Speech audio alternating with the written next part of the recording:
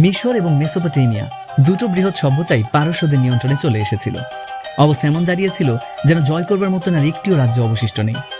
পার্সিয়ানদের দ্বারা প্রতিষ্ঠিত প্রতিটি সাম্রাজ্যই অর্থাৎ আকেমেনিদ, পার্থিয়ান এবং সাসানীয় সমস্ত এই পার্সিয়ান সাম্রাজ্যের অন্তর্ভুক্ত। পার্সিয়ান সাম্রাজ্য সম্পর্কে আমরা আরো ভালোভাবে জানতে পারবো তিনজন পারস্য শাসক সম্পর্কে জানতে শুরু করলে।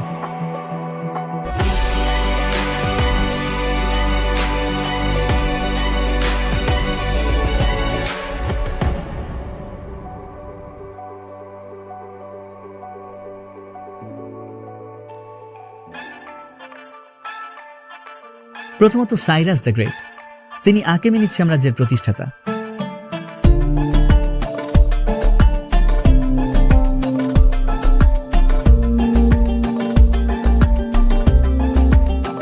ব্যাবিলন সহ বিভিন্ন অঞ্চল জয় করে তাদের একটি একক রাজধানীর শাসনে নিয়ে আসেন। হিব্রু বা ইহুদি জনগণকে বন্দিদশা থেকে মুক্তি দিয়ে প্রকাশ্য জনপদে ফিরিয়ে নিয়ে আসেন এবং ধর্মচর্চার সুযোগ করে দেন। তিনি সকল ধর্মের ব্যাপারেই সহিষ্ণুতার পরিচয় দিয়েছেন, বহু সাংস্কৃতিক কার্যক্রমের পৃষ্ঠপোষকতা করেছেন। সাইরাস সিলিন্ডার বলে একটি সনদ ছিল, যাকে বিশ্বের প্রথম মানবাধিকার সনদ বলে বিবেচনা করা হতো, যে সনদের মাধ্যমে জনগণের নিজস্ব ধর্ম ও রীতিনীতি পালনের অধিকার নিশ্চিত করা হয়। তার এই শান্তির ধারাবাহিকতা পরবর্তী প্রজন্মগুলোতেও অটুট থাকে। বিশেষ করে পারস্য শাসক মহান দারিয়াসের কথা বলা যায়।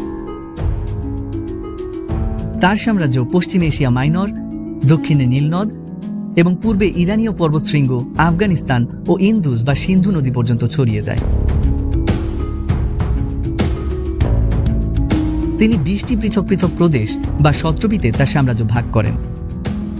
যত ধরনের রাজস্ব আয় হতো তা সব স্থানীয় জনপদই প্রদান করতেন। তিনি সড়ক যোগাযোগ ব্যবস্থায় ব্যাপক উন্নয়ন করেন, সড়কের পাশে থাকার হোটেল নির্মাণ করেন।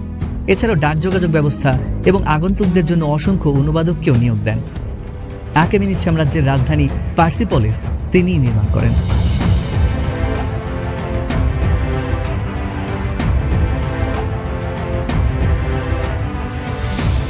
তবে সমস্যা বাধে গ্রিকদের নিয়ে। তিনি মনে করতেন গ্রিকরা হলো পশ্চিমের ছোট ছোট শহরের আদিম বাসিন্দা, যারা অল্প হলেও সভ্যতার ঘ্রাণ পেয়েছে, তাই শহরগুলো তাদের নিয়ন্ত্রণে থাকা উচিত। পারস্যদের যুদ্ধনীতি ছিল ইউরোপে কখনোই স্থলবাহিনী দিয়ে আক্রমণ করা যাবে না। দারিয়াস সেই নীতি অগ্রাহ্য করেন এবং গ্রিসে আক্রমণ করে বসেন।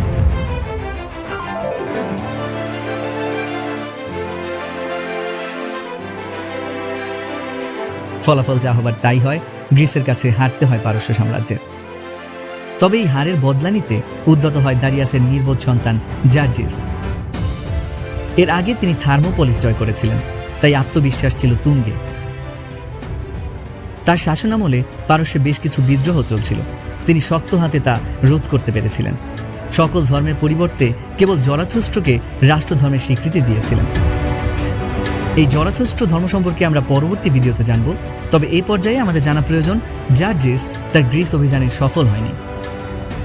গ্রিসের মধ্য দিয়ে পারস্যদের ইউরোপ জয়ের স্বপ্ন অধরাই থেকে যায় এবং বিষয়টার চূড়ান্ত সমাপ্তি ঘটে 150 বছর পর, যখন গ্রিসের পক্ষ হয়ে যুদ্ধের ময়দানে এসে দাঁড়ান মহাবীর আলেকজান্ডার দি গ্রেট।